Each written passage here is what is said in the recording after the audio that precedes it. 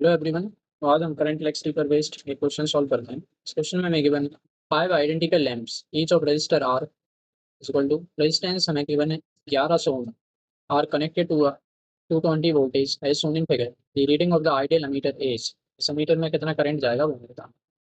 ठीक है, तो एक काम करते हैं, इसको आसानी से सिंपल से कैसे हम सॉल्व कर सकते हैं। वैसे ये 200 वोल्टेज की बैटरी है, इसका कोई तो एक होगा पॉजिटिव टर्मिनल, दूसरा कोई होगा नेगेटिव टर्मिनल। अभी हम इसको ले लेते हैं सिंपली, ऊपर वाले को पॉजिटिव ले लेते हैं, नीचे वाले को नेगेटिव ले लेते हैं। इस तरीके से हो जाएगा।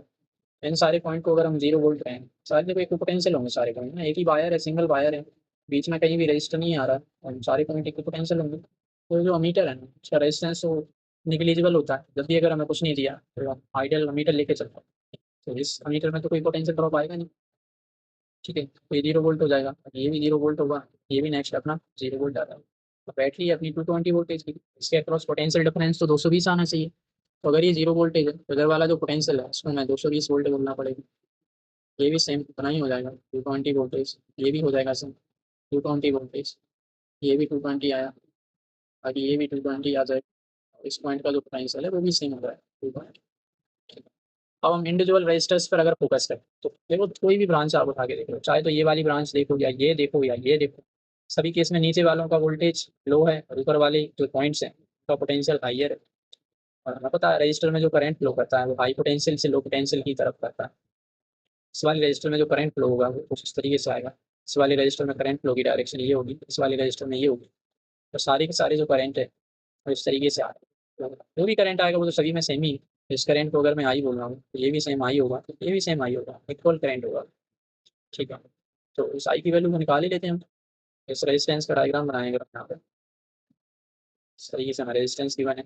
ये पॉइंट है अपना 0 वोल्ट है, और ये वाला जो पॉइंट है ये हो जाएगा अपना 220 वोल्ट। इसका जो रेजिस्टेंस आर के बने वो है अपना 1100। और इसमें करंट फ्लो तो हाई पोटेंशियल से लो पोटेंशियल ही करेगा। इस तरीके से करंट आ रहा है, हाई में इसको जूम किया है।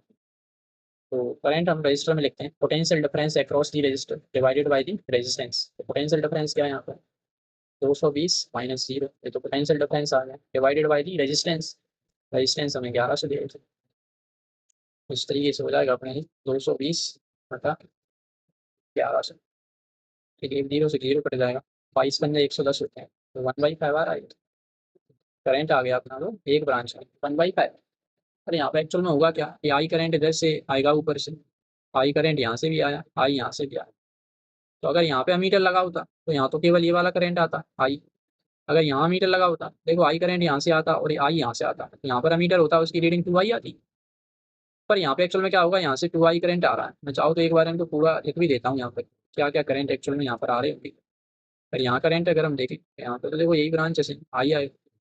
यहाँ पे क्या होगा, इस जंक्शन पे आई करंट इधर से आ रहा है, आई इधर से आ रहा है, दोनों ऐड होकर के ये 2 टाइम्स ऑफ आई मिल जाएंगे।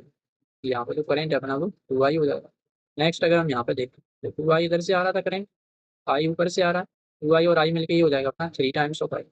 3 आई करंट होगा जो इस अमीटर से पास होगा। अगर अमीटर यहाँ होता तो 4 आई आता सिमिलर तरीके से, इसमें भी देखो सेम आई करंट ही आया। ठीक है, यहाँ पे 4 आई होता और यहाँ मीटर होता तो आंसर उसका 5 आई आता। ठीक है, तो पर अभी तो हमें 3 आई की वैल्यू हमसे पूछी है, तो रीडिंग ऑफ अमीटर हम जल्दी लिख सकते हैं। अमीटर की रीडिंग आई हुई, रीडिंग ऑफ अमीटर।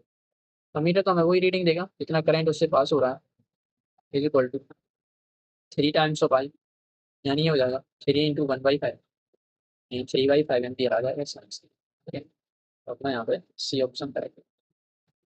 तो आंसर तो अपना आ गया। एक काम करते हैं अपन इसको थोड़ा जल्दी से और कैसे कर सकते हैं, मैं थोड़ा देख लेते हैं। जैसे इतना दिख रहा है कि ये तीनों के तीनों जो रजिस्टर्स हैं वो पैरेलली कनेक्टेड है, तीनों के क्रॉस पोटेंशियल डिफरेंस सेम है। तो एक काम करते हैं, तीनों रजिस्टर को हटा के एक सिंगल रजिस्टर से रिप्लेस कर सकते हैं, क्योंकि वैसे भी हमें जो करंट चाहिए वो तो यहाँ पे चाहिए। तो तीनों को रजिस्टर को हटा के मैं एक सिंगल रजिस्टर से रिप्लेस करता हूँ। तो सबसे पहले मैं ये बता देता हूँ, ये 3 रजिस्टर्स हैं अपने ना, इन तीनों का जो इक्विवेलेंट रेजिस्टेंस होगा वो R/3 आ जाएगा। क्योंकि हमें पता है कि अगर n number of registers parallelly connected होते हैं, उनका जो आर इक्वलेंट आता है वो R/n होता है, तब ये आर आर आर है। 3 रजिस्टर्स तीनों का जो इक्वलेंट हो जाएगा वो R/3। ठीक है, बाकी अगर नहीं आ रहा समझ में तो आप लिख के चेक कर सकते हो, 1/R इक्वलेंट बराबर 1/R plus 1/R plus 1/R। 3 बार आ रहा है, 1/R 1/R 1/R, 3/R हो जाएगा, तो R इक्वलेंट R/3 आ जाएगा इन तीनों का। ठीक है, अभी मैं इन तीनों को हटा के एक सिंगल रजिस्टर से रिप्लेस करता हूँ, देखते हैं कितना जल्दी हो जाएगा सो। तो बचा हुआ जो सर्किट है उसको हम जैसा का तैसा ड्रॉ कर देंगे। कुछ इस तरीके से आ जाएगा अपनी सोसाइटी मैंने ड्रॉ कर दी। बाकी ये 2 रजिस्टर हैं, उनमें हम कुछ नहीं कर रहे हैं, उनको सेम एज इट इज़ रखते हैं।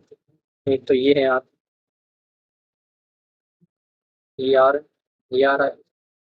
बाकी इन तीनों को रिप्लेस करके मैं एक सिंगल रजिस्टर से रिप्लेस कर रहा हूँ, जो कि अपना R/3 तो याद आएगा R/3। बाकी यहाँ पर अपना मीटर कनेक्टेड है, तो ठीक है, हमने मीटर बना दिया। ठीक है, अब हमें करंट तो यहाँ पर चाहिए, यहाँ पे क्या करेंगे, तो पोटेंशियल तो वही आएगा सेम, ये भी जीरो, ये भी जीरो, ये भी जीरो, ये भी जीरो, सारे जीरो वोल्ट होंगे, तो पोटेंशियल है सारे के सारे।